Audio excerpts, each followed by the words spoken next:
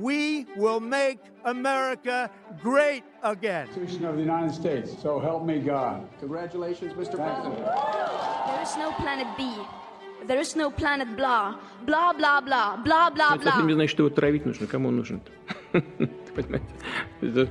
Если бы хотели, наверное, довели бы до конца. And yet, again, we have said no to Brexit. Una guerra invisible, pero que deja más heridos y más muertos a veces que las guerras visibles. Vive la République. Vive la France. Our company is now Meta. Diplomacias, con José Luis Orella y Juan Carlos Nieto. Como en todos los podcasts, buenos días, buenas tardes o buenas noches, porque en alguna parte del mundo es una de estas cosas. Este se llama Diplomacias y está hecho para usted.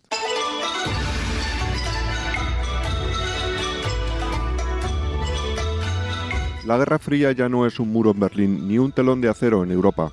Con la venia de Ucrania, el gran conflicto está en el Pacífico, en una isla a la que los españoles llamábamos Formosa, hermosa, en 1624, cuando era nuestra.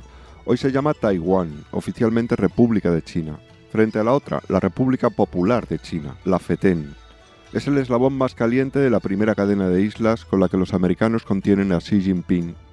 Y está prohibido hacer la guerra, prohibido independizarse, prohibido invadir, prohibido todo. Cualquier solución pacífica en Taiwán es permanentemente transitoria. Pero todos saben que nada en este mundo dura siempre.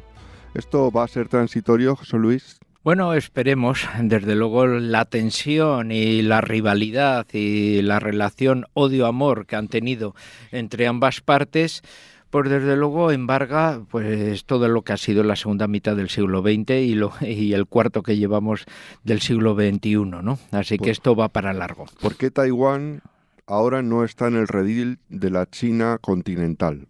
Taiwán por un lado, la China continental con el otro. Como ya hemos dicho, esta oficialmente se llama República de China y la otra oficialmente se llama República Popular China. ¿Pero por qué no están integradas? ¿Cómo hemos llegado hasta aquí? Bueno, porque es una isla que también dispone de su propia historia local, ¿no? O sea, a partir ya de finales del siglo XIX dejó de pertenecer al Imperio chino, pasó a formar parte del Imperio japonés y allí estuvo hasta el final de la Segunda Guerra Mundial, que volvió otra vez a estar bajo la soberanía china. No obstante, en aquel momento pues China sufría la guerra civil entre los nacionalistas del general Chiang Kai-shek y los comunistas de Mao Zedong, ¿no? O Mao Zedong, como conocimos algunos en nuestra juventud, que terminó en 1949. A partir de entonces, los nacionalistas derrotados se exiliaron a la isla y debido, desde luego, bueno, pues a esos casi 150 kilómetros de distancia que hay, el gobierno nacionalista exiliado en la isla, pues se conformó y mantuvo, podemos decir, una especie de aldea de Asterix, un poco con sus peculiaridades allí, en plena Guerra Fría, mientras que Mao Zedong construía la República Popular China en la parte continental, ¿no? Claro, porque entonces China no es lo que es ahora. China es un país rural, gigantesco, pero sin capacidad de... Ni siquiera era capaz de pasar el estrecho de Formosa para invadir lo que hoy es Taiwán, ¿no? Es decir, no tenía capacidad anfibia, no tenía muchas cosas. Bien, hemos llegado aquí por un devenir de la historia verdaderamente extraño, ¿no? Porque al final es la rendición japonesa, la propia guerra civil china la que hace que tengamos estas dos Chinas. Y ya acabo de decir la expresión maldita, ¿no? Porque lo importante es que desde el 79, ¿no? Desde el 79 en que los americanos en su realpolitik de Nixon y Kissinger deciden que se acabó, que la China FETEN, la de verdad, va a ser la popular y entonces expulsan de Naciones Unidas a la China de Taiwán, hasta tenía asiento en el Consejo de Seguridad de la ONU, ¿no? Y van a empezar una política así. Entonces, en los dos lados siempre ha habido la idea de que solo hay una China, independientemente de que el status quo de ahora sea este. ¿Realmente siempre hay una China? Hombre, son dos interpretaciones, pero un poco de esa misma China, ¿no? O sea, China, podemos decir aquí, habría que tener, bueno, pues en consideración dos temas, ¿no? Por un lado, un mundo chino que no quería estar con toda la historia densa que han tenido casi desde la historia de la humanidad, pues sometidos a la autoridad, se puede decir europea, occidental o como queramos denominarla, y se metieron en un proyecto de modernización que es la nueva China de Sun Yat-sen, de la cual, podemos decir, nacionalistas y comunistas se sienten hijos y herederos, ¿no? O sea, ahí ya tenemos esa particularidad con esa visión de construir una China que en el futuro pueda ser una gran potencia, que es un poco lo que estamos viendo con la China continental actual. Por otro lado, ambas visiones tienen un poco esa visión. Desde luego los derrotados en la guerra civil, que se mantuvieron en la provincia superviviente isleña de Taiwán, y que desde luego su visión en los primeros años con Chiang Kai-shek era, bueno, la posibilidad de recuperar el tiempo perdido, desembarcar en el continente, algo que desde luego quedó ya en los planes cerrados y abandonados. Y por otra parte la República Continental, con sus diferentes, después ya del periodo maoísta, la revolución cultural, Deng Xiaoping, etcétera, y ya esa conversión desde luego en una China mucho más pragmática y que ve desde luego en Taiwán, bueno, pues un territorio desde luego perdido que desearía anexionarlo e integrarlo dentro, ¿no? Y entonces ahí tenemos esas dos legitimidades, ¿no? La de la práctica, desde luego, con una capital en Beijing, en nuestra antigua Pekín,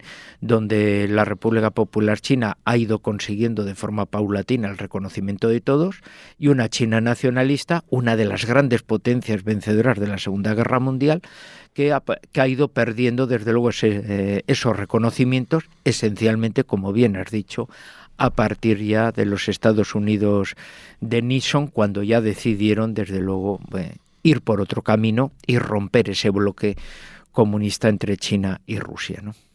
Pero traigámonos esto un poco a la actualidad, haciéndonos una pregunta de fondo, que es ¿por qué debería de importarnos lo que pase entre China continental y Taiwán?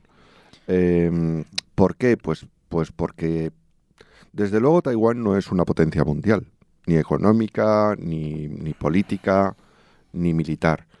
Pero es un país muy, muy especial desde el punto de vista en que su economía está muy especializada y su situación geográfica es muy ventajosa, ¿no?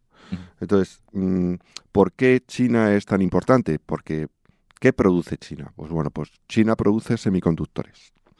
Los semiconductores están absolutamente en todas partes. Eso hace que una isla remota del Pacífico acaba de venir a nuestra vida cotidiana. Es decir, la mayoría de los semiconductores, que es con lo que se hacen los chips, con lo que se hacen los chips que están en los ordenadores, en los teléfonos, en los electrodomésticos, en las industrias, en todas partes, la mayoría de los chips de alta sofisticación, es decir, por debajo de los 9, 10, 5 nanómetros, se fabrican en Taiwán. Y solo Taiwán tiene la tecnología para fabricarlos.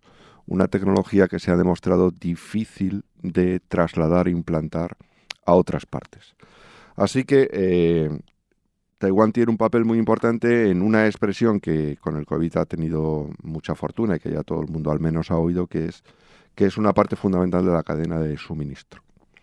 Es decir, sin Taiwán nuestro mundo moderno, tecnológico, pues no funciona. De manera que es muy importante de quién sea Taiwán y quién mande Taiwán.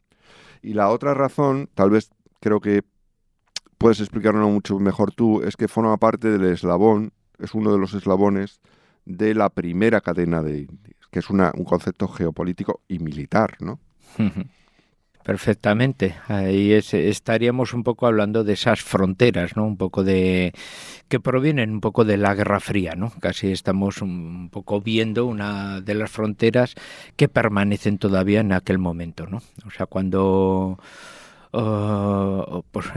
Mao Zedong pues gana la Guerra Civil en 1949, pues los Estados Unidos van a, desde luego, a través de sus tratados bilaterales, a ir manteniendo una primera línea de contención, según podemos decir, las palabras que va a utilizar el presidente demócrata Harry Truman, ¿no?, en aquel momento, en la cual pues el Japón derrotado, que ya inicia y va instaurando un régimen moderno bajo el control estadounidense, la Corea del Sur, que rápidamente pues tendrá ese primer conflicto sangriento durante el periodo de la Guerra Fría, que es la Guerra de Corea, y luego la propia República de China refugiada en Taiwán en aquel momento, van a ir configurando, y junto con la República de Filipinas, un poco esa primera línea de contención de un avance que, si uno mira geográficamente en aquel momento, pues la Unión Soviética más la proclamación de la República Popular China y en medio Mongolia también, como que todo el continente asiático se estaba tiñendo de rojo, ¿no?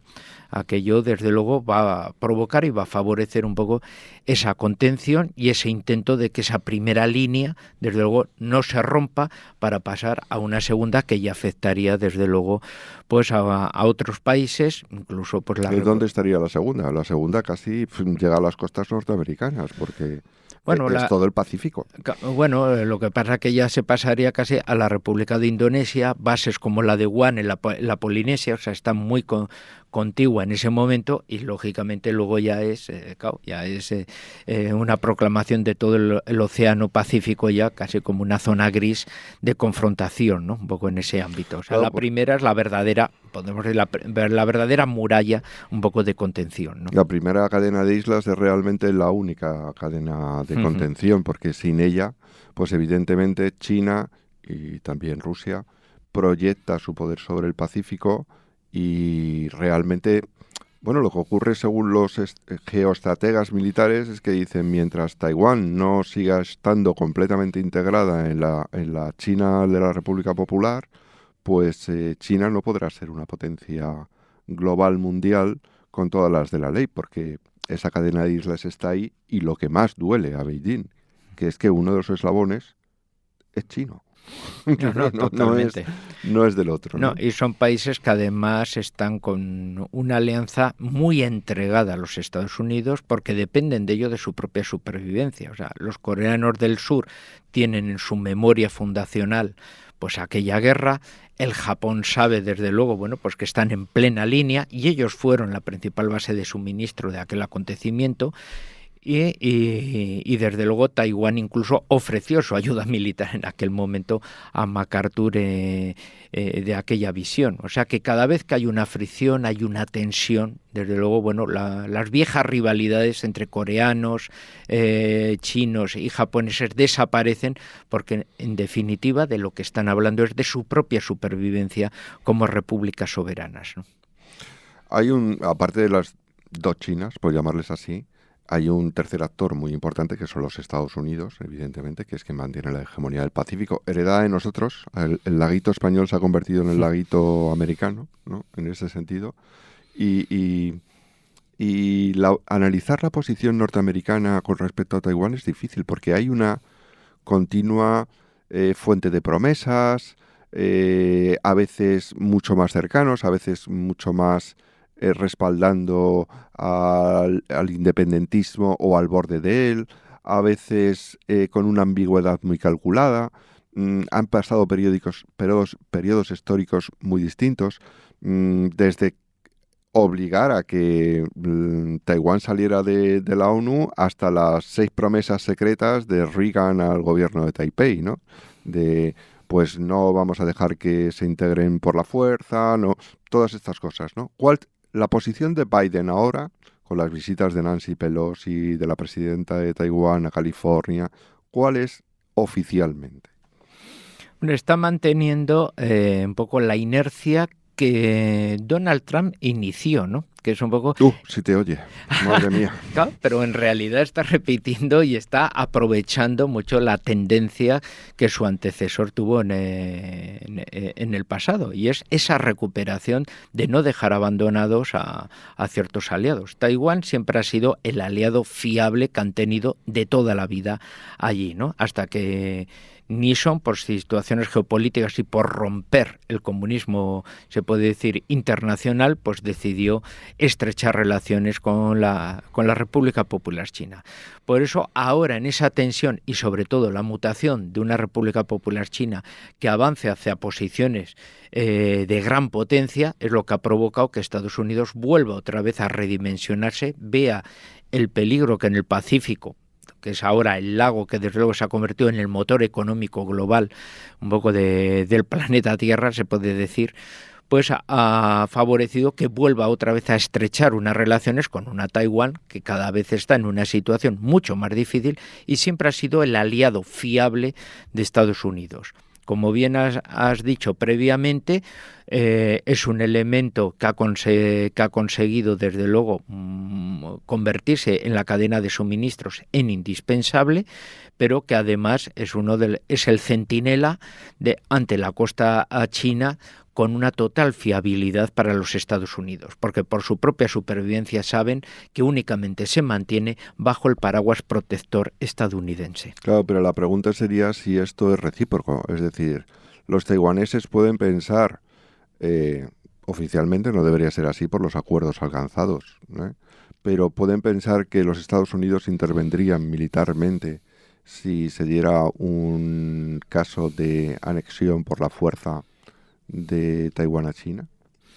Hasta este momento siempre lo han creído y siempre les han dejado a través de discursos, quizá las visitas de alto nivel que están teniendo, que eso siempre ha sido así. Eso sería una barrera roja que sería infranqueable, ¿no?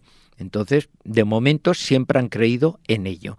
Otra cuestión son las situaciones que puedan darse en el futuro, pero desde luego las visitas que se dan desde luego de personalidades de alto nivel a la isla, lo que están demostrando es que desde luego esa confianza está asentada y que ellos están protegidos y que ellos no van a abandonar, los Estados Unidos, la palabra dada en décadas anteriores a los taiwaneses, ¿no? A lo mejor las cosas cambian si las inversiones en semiconductores sofisticados como las que están teniendo la principal empresa taiwanesa, la Taiwan Semiconductor Manufacturing Corporation, ¿no? Que es como un gigante, es como decir, esto es la mitad de la economía de Taiwán, ha invertido $40.000 millones para poner plantas en Arizona. Tal vez los americanos dicen, va a ser mejor sacar esto de aquí, no sea que tengamos un escenario bélico y haya que irse. Hombre, hay una experiencia, ¿no? O sea, cuando... Los papeles de Ucrania se los mira todo el mundo ahora mucho en Taiwán, me da la impresión, ¿no? Bueno, y también la gente lee historia, ¿no? Quiero decir, en la guerra civil estadounidense, los Estados Confederados, en su debilidad, confiaron que el Imperio Británico nunca les dejaría olvidados porque el algodón era una materia imprescindible para la industria británica. Los británicos plantaron algodón en Egipto y se acabó el problema. Los confederados fueron barridos del mapa. Lo que acabas de plantear es la típica solución de, bueno, protejo mi economía, esto es una transición y por lo tanto en el futuro, pues quién sabe, ¿no? Y ahí ya tendríamos el problema de búsqueda de una supervivencia propia de los propios taiwaneses. Entonces, ¿los taiwaneses tienen una búsqueda de una identidad propia? En este momento sí, porque la situación también social ha cambiado y ha variado. Inicialmente fueron más de 1 millón, desde luego la oleada de nacionalistas chinos vinculados al Kuomintang o a su ejército, con todas sus familias, los que llegaron a... Que eran vistos muy como foráneos, ¿eh? Claro, porque llegaron allí e incluso el parlamento que mantuvieron mientras vivieron era el Parlamento Continental, o sea, los diputados que vivían en la isla eran diputados que representaban a las provincias perdidas en el continente, o sea, algo absolutamente irreal hasta que fueron desapareciendo, porque la idea era, este diputado solo puede ser reemplazado cuando reconquistemos el continente y vuelva a haber elecciones en ese momento, ¿no? Entonces, como podemos ver, una situación de irrealidad absoluta. Sí, con una ley marcial hasta 1987. Totalmente.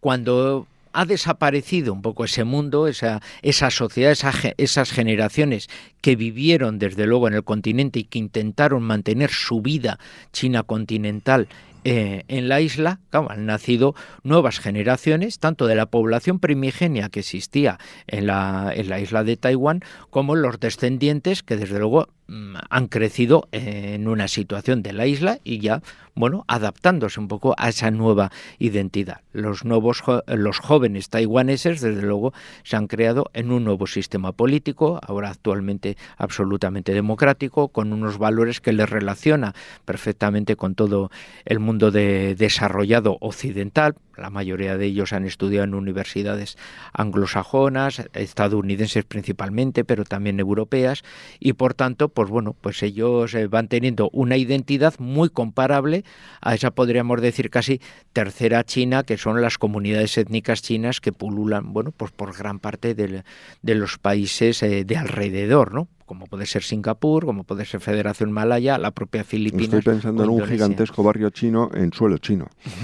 O sea, sería algo así, ¿no? En el año 21 y 22, pues a los demoscópicos les ha dado por hacer encuestas y la verdad es que han revelado cosas verdaderamente interesantes. Por ejemplo, el 60% de la población ya se siente taiwanesa. Solo un 7% se siente china y el resto se siente ambos, ¿no? Ambos. Esto es casi lo contrario, o sea, cada una de estas cifras son las contrarias a las de los años 90. Sobre todo en el 92, en que se llega a esta política pendular que tiene Taiwán, ¿no? Porque en el 92 se llega al consenso entre la China continental y Taiwán de que solo hay una China. Vale, muy bien. Pero luego, cuando se levanta, no ha pasado mucho tiempo de que se levantara la ley marcial. Y toda la oposición constituye ahí un partido de oposición al Kuomintang, ¿no? Y ahí hay sectores independentistas. ¿Cómo está el independentismo en Taiwán en este momento? Hombre, es una alternativa que esencialmente se ve incrementada por dos aspectos. Por un lado, es una marca nueva que los distancia de lo que puede ser esa identificación con un mundo chino, con un autoritarismo, con un totalitarismo continental. Es crear, desde luego, bueno, una identidad vinculada con las libertades, con el sistema democrático, con el sistema parlamentario. Ahora nos une eso con un segundo tema, que son los reconocimientos internacionales. Cuando murió el general Chiang Kai-shek, pues quedaban 22 países en el mundo que reconocían diplomáticamente a la República China nacionalista. Ahora están bajando ya de la barrera de los 14, ya quedan 13. Esto de forma... Esta semana se ha ido a Honduras. Ahí está. Y entonces de forma progresiva vemos que se va quedando sin representaciones internacionales. Esto desde luego es una caída libre hacia abajo y que por lo tanto el independentismo, la creación de una nueva identidad abriría la oportunidad para un reconocimiento desde luego masivo a nivel internacional y revertir desde luego la desaparición en todos los organismos internacionales que está teniendo actualmente. Pero aparte, bueno, por hacerte un apunte con lo del autoritarismo, también he encontrado una encuesta en el que se le pregunta a los taiwaneses que si China dejara de ser autoritaria y fuera una democracia, bueno, más o menos occidental, y tuviera unos niveles de bienestar económico parecidos a los que tiene Taiwán, que se supone que son las dos barreras importantes para una integración, que si les parecería bien integrarse en la China popular. Y la población dice que no. O sea, esas dos razones que parecen los obstáculos más visibles o evidentes, cuando se pregunta específicamente por ellos, lo que dice la gente es que eso no importa, que no.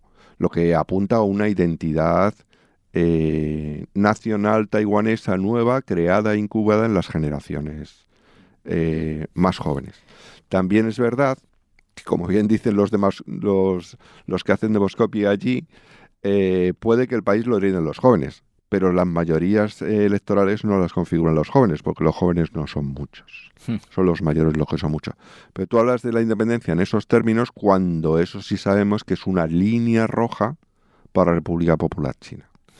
En el caso de una declaración de independencia, sí es de esperar que hubiera una intervención militar china, ¿no?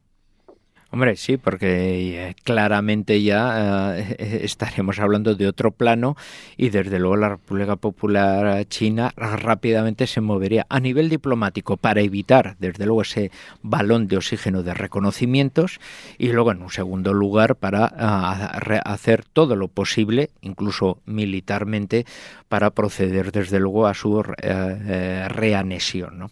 Tengamos en cuenta que también el elemento independentista pues se refuerza por las experiencias un poco de Hong Kong y Macao, ¿no? Absorbidas por la República Popular, y los mantenimientos especiales han sido transitorios, no permanentes, ¿no? Claro, porque la frase un país, dos sistemas ha dejado de ser creíble después de Hong Kong, ¿no?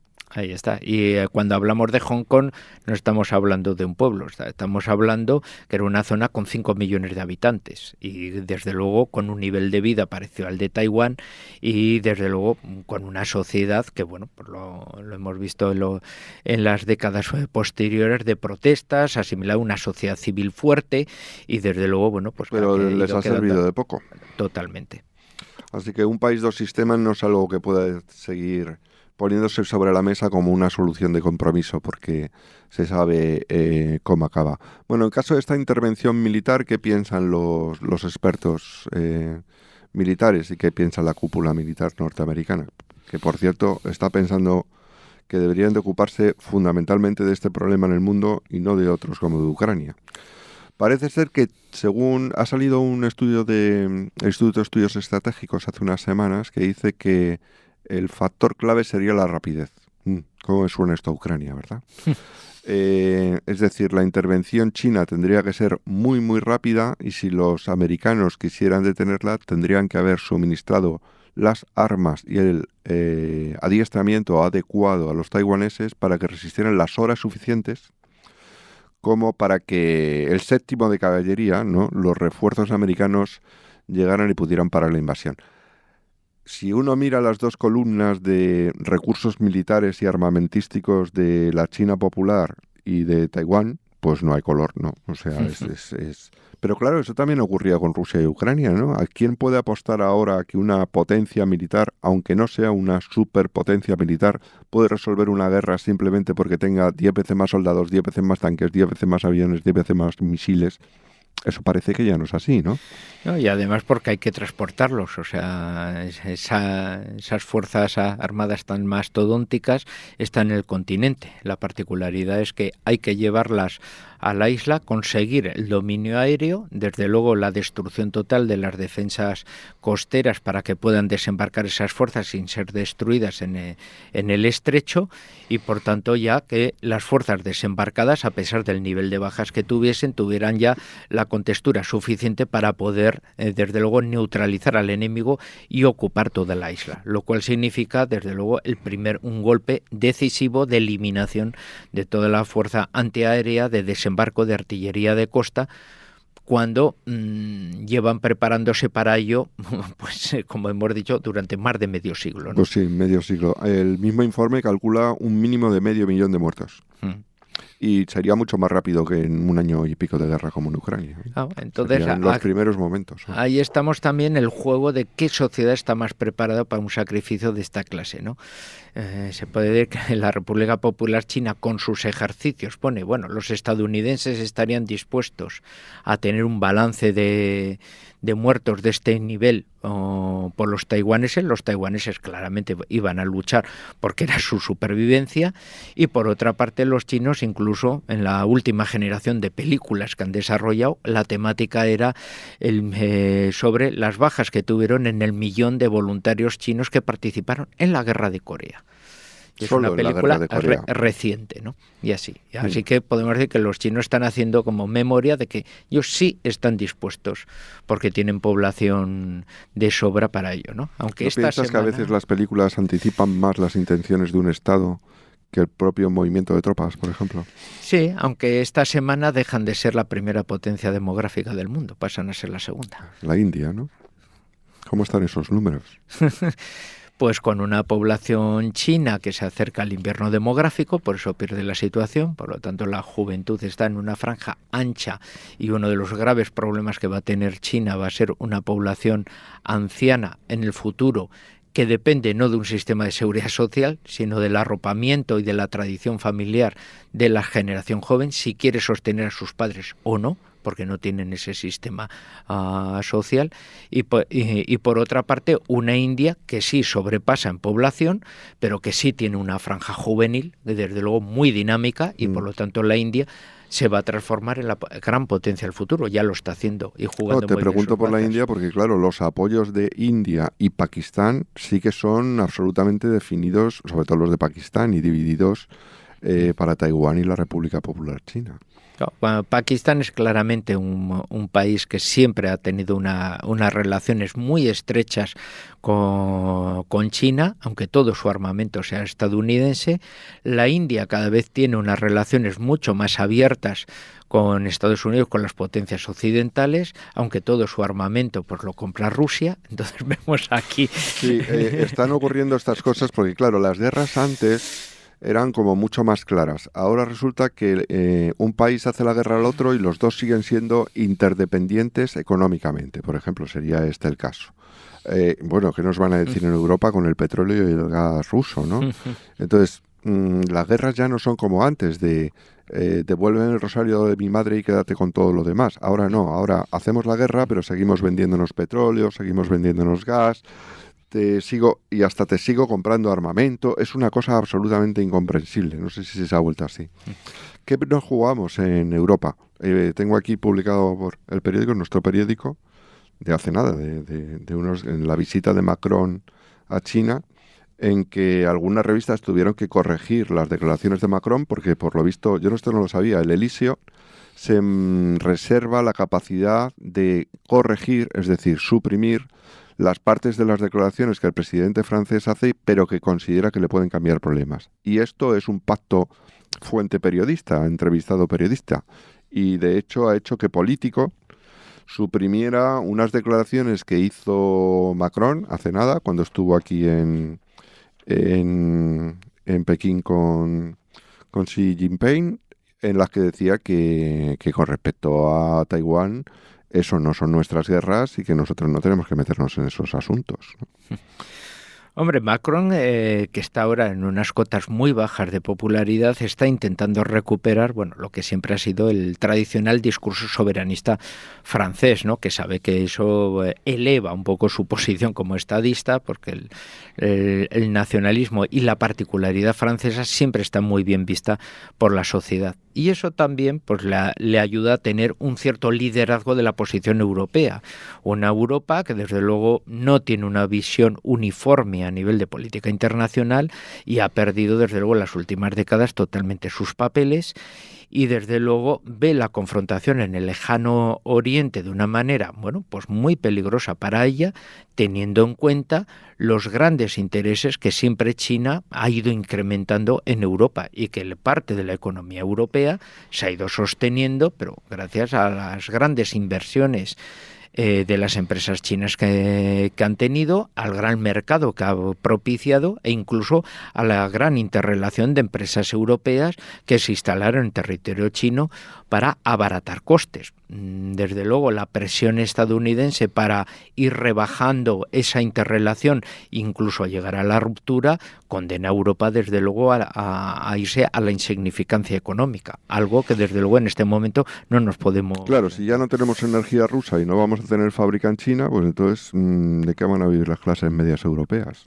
Pues de ser los guías turísticos de los grupos estadounidenses que visitan ese gran museo llamado Europa. Suena triste, suena verdaderamente triste. Hay elecciones presidenciales pronto. Para terminar, ¿cuál es el panorama de los propios partidos, el panorama electoral para el futuro más inmediato de Taiwán? Hombre, los dos grandes partidos existentes allí, pues el Partido Demócrata Progresista tiene desde luego la jefatura de la República, ¿no? Y por tanto, bueno, pues la presidenta pues bueno, pues intenta reflotar o desde luego revalidar con las visitas de las grandes personalidades un poco la propia posición un poco de su partido, un partido que desde luego, bueno, pues intenta resalzar y ser la interpretación un poco de ese sistema democrático, muy de futuribles, muy en los principios de la cultura woke que va desarrollando también Estados Unidos y que ellos, podemos decir, comparten casi al 100% un poco toda esa argumentación, ¿no? Por otro lado, el Kuomintang, desde luego, tiene una necesidad de recuperar un liderazgo taiwanés, porque ya desde luego el discurso, desde luego propiamente chino, está totalmente caduco y representa una parte muy baja del electorado, pero desde luego sí que tiene una gran relación con la interrelación económica que tiene con la República Popular China, ¿no? Por lo tanto, esa gestión del desarrollo taiwanés y de apaciguamiento de las relaciones con la República Popular China son un poco las grandes bazas que intentan desarrollar el nacionalismo chino del siglo XXI en el aspecto un poco de decir, bueno, con nosotros no habría tensiones, se relajaría la situación y volveríamos al consenso del 92. Y por lo tanto a desarrollarnos económicamente, que es lo que siempre nos ha ido bien y con un gran nivel de vida. Pero hay pues otra encuesta, ya sé que parezco el niño repipi de las encuestas, pero me las he mirado. Hay otra encuesta en que el valor de lo económico frente a la soberanía, el valor de lo económico para la población taiwanesa ha ido cayendo. O sea, fíjate, y estamos hablando de chinos, ¿no? Es decir, los negocios son cada vez menos importantes en el ideario taiwanés y la soberanía es cada vez más importante. Sí, pero siempre y cuando la sociedad mantiene unos grandes niveles de vida. O sea, una persona se hace más idealizada cuando no tiene por qué preocuparse de lo que lleva a su estómago. Yeah. Entonces, la sociedad taiwanesa es una sociedad que está con unos niveles, desde luego, de los más altos en la región y, por lo tanto, bueno, pues se pueden dar, desde luego, bueno, un poco a esas aperturas. En el caso, desde luego, de una crisis económica y que tendrían, como les ha pasado en la historia, que volver a readaptarse a una nueva situación. Tengamos en cuenta que los taiwaneses empezaron vendiendo piñas a los japoneses y ahora resulta que son los reyes de la nueva tecnología, o sea, de las tecnologías más sofisticadas del mundo. Están acostumbrados a adaptarse a la economía sabiendo que viven en una isla de muy pocos recursos. Por lo tanto, el principal recurso es el talento de innovación que tiene su propia población, ¿no? Así que siempre tendremos que estar abiertos a las grandes sorpresas que nos pueden dar. Y en términos políticos también hay otra incógnita, que es qué va a pasar con la nueva generación de jóvenes. Quiero decir que los dos partidos tienen miedo a que los más extremistas de los jóvenes suban a los puestos de mando, como ya ocurrió en el Kuomintang, que estuvieron a punto de dar un golpe ahí interno, y como está pasando con los jóvenes más independentistas del Partido Democrático de Progreso, ¿no? Tuvieron esta generación de los girasoles que se encerraron en los 80 y tantos, ¿no? En el Parlamento para impedir los acuerdos económicos con China, en esa especie de luna de miel que empezaba y que se vuelve cada vez en una discusión turbulenta y que luego vuelve a ser otra luna de miel y pendula de esta forma, ¿no? Hay una incógnita muy grande no con estas elecciones que vienen ahora, sino con algo más a medio plazo, los próximos 10, 15 años, cuando los políticos de los dos partidos se vayan jubilando. Y, por ejemplo, nadie sabe qué piensa la generación posterior de jóvenes a los girasoles. Es decir, nunca han conocido una China débil, siempre han conocido una China fuerte. No se sabe qué les puede parecer. Creo que hemos repasado todo. Nos gustaría que la isla siguiera siendo Fermosa, ¿no? O Formosa, que significa hermosa en español, y que fue nuestra 1624. Una anécdota. Cuéntame lo de la frontera que hemos tenido con Japón.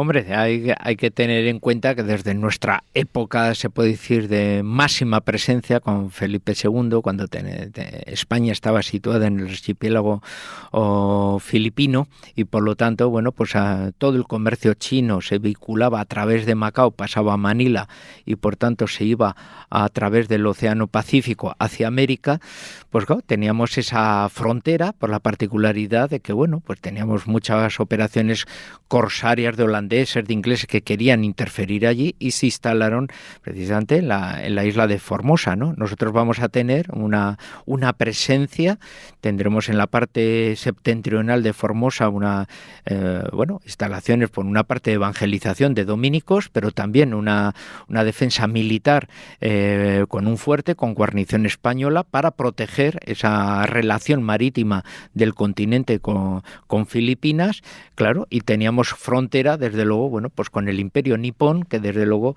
pues tenía ya su presencia en las islas.